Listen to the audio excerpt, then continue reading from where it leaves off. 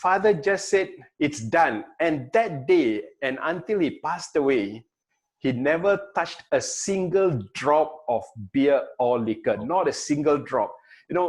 After we started working and, he was in his late 60s, I used to bring him to shopping malls. I'll buy some beer for him.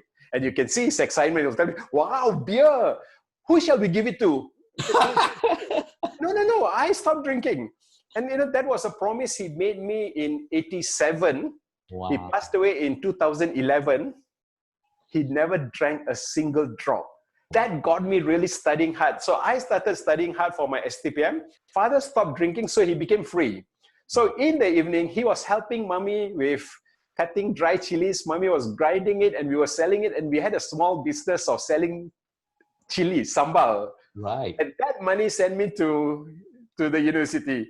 And it was tough. We had just enough for me to go to university. But the neighbors started seeing that it is possible. The family didn't die. The family was there in Muar, having fun. The son was in KL, and somehow they were surviving. That gave hope to people. My third year, my second brother got a place in another university. So he went to university. So, it was like the villagers looking at us and, hey, I thought this is supposed to be impossible. We are not people who can afford going to Kuala Lumpur. What more, studying in Kuala Lumpur? Something is not right. And the dream started growing. The children wanted to go to university. When I come back, it's like, hey, the university boy is here. I don't even have to walk from the bus station to my house because people will come and fetch me. You're a university student. You're not supposed to walk. That kind of excitement. And one after another started to do it.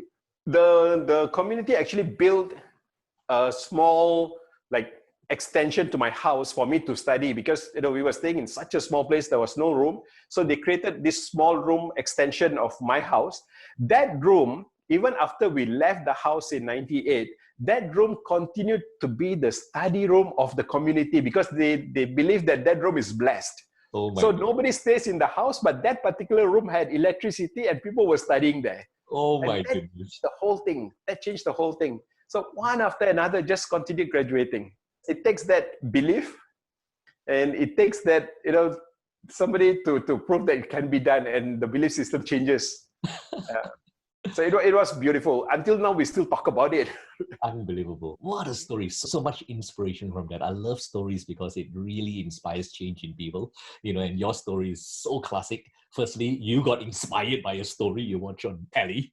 And, your story reminds me of what you share in the book about the power of purpose, right? Having that bigger purpose and not just any purpose, if I want to get rich was your purpose, maybe, I don't know if that would have made it more compelling to you than I want to do this for my dad, to help him achieve his dream, right?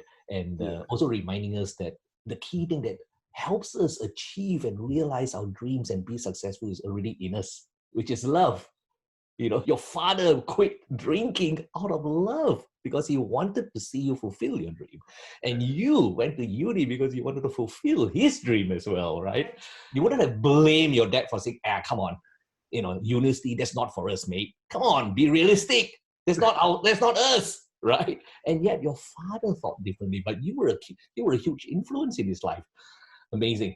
I can see how the foundations here are set, my friend, but certainly you were born with that seed of that can-do mindset, that very discouraging words, that neighbor. You use that to spur you on rather than discourage you, which is another trait of champions that I see. It's not about what happens, it's the decisions, right? It's the decisions you make in what happens. Do I let that put me down and say, geez, she's right, this is what my life is going to be, it's going to turn out? Or do I say, no, it's because of this situation that I'm going to be successful? And that's such a tremendous credit to you.